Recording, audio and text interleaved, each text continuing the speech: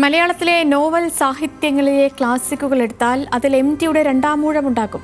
ഐതിഹാസിക കഥാപാത്രമായ ഭീമന്റെ വീക്ഷണകോണിലൂടെ അവതരിപ്പിച്ച രണ്ടാമൂഴം മോഹൻലാലിന്റെ നായകത്വത്തിൽ സിനിമയാകണമെന്ന സ്വപ്നം ബാക്കിയാണ് എം.ടി മടങ്ങുന്നത്.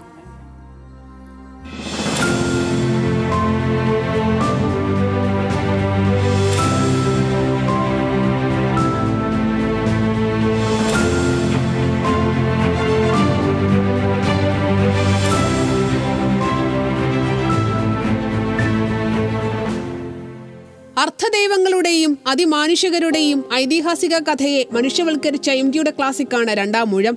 ഭാരതകഥയുടെ പൊളിച്ചെഴുത്തല്ല. എം.ടിയുടെ തന്നെ വാക്കുകളിൽ വ്യാസന്റെ മൗനത്തിന് നൽകിയ ഭാഷ്യമാണ് ആ നോവൽ. മഹാഭാരതത്തെ അമാനുഷികമായി മാത്രം കണ്ട ജനതയോട് അതിലെ കഥാപാത്രങ്ങളെ മനുഷ്യരായി കണ്ട് അവരുടെ ആത്മസംഘർഷങ്ങളിലൂടെ വ്യാപരിക്കുകയാണ് രണ്ടാമൂഴം ചെയ്തത്. ജ്ഞാനപീഠ പുരസ്കാരാർഹമായ മറാഠി നോവൽ യയാതി അടക്കം ഭാരതകഥ അത്തരം ഭാഷ്യങ്ങളാൽ സമ്പന്നമാണ്. എന്നാൽ എം.ടിയുടെ രണ്ടാമൂഴം അത്തരമൊരു ഇതിഹാസമല്ല.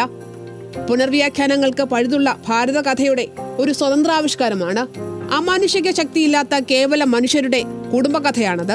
ധർമ്മത്തിന്റെയും അധർമ്മത്തിന്റെയും കറുപ്പ് വെളുപ്പ് ദ്വന്ദ്ങ്ങളിൽ ഒതുങ്ങാത്ത കഥാപാത്രങ്ങളുടെ പ്രണയത്തിന്റെയും രതിയുടെയും വിദ്വേഷത്തിന്റെയും ചതിയുടെയുമെല്ലാം രണ്ടാമൂഴ കാഴ്ചകൾ.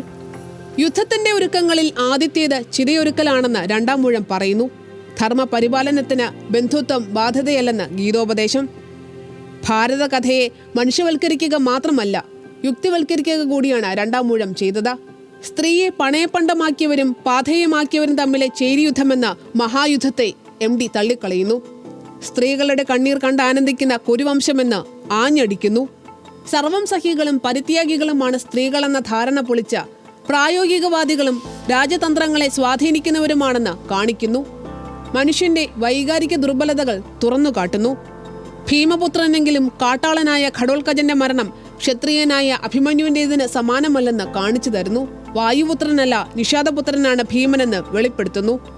അങ്ങനെ യുദ്ധവും സ്ത്രീയും സ്വത്വവുമെല്ലാം ചേർന്ന് രണ്ടാമൂഴത്തിൽ ഒരു പുനർവായനയുടെ സാധ്യത ഉണ്ടാക്കുന്നുവെന്നതാണ് എം.ടിയുടെ ആ ക്ലാസിക്കിനെ തള്ളിപ്പറയാൻ ചിലരെയെങ്കിലും പ്രേരിപ്പിക്കുന്നത്.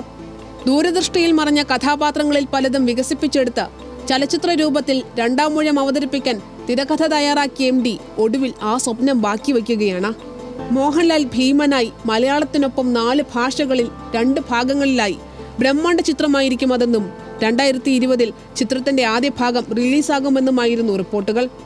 എന്നാൽ നിയമ പോരാട്ടത്തിൽ അവസാനിച്ച ആ കരാറിനൊപ്പം രണ്ടാമൂഴവും എങ്ങും എത്താതെ അവസാനിച്ചു. എന്നാൽ എം.ടി എന്ന സാഹിത്യകുലപതിയുടെ വാക്കിലെ ദൃശ്യഭാഷയുടെ കരുത്തിൽ ഇനി വരാനിരിക്കുന്ന തലമുറകളിലും രണ്ടാമൂഴം കാലാതീതമായി തന്നെ നിലനിൽക്കും. Research desk, news Malayalam.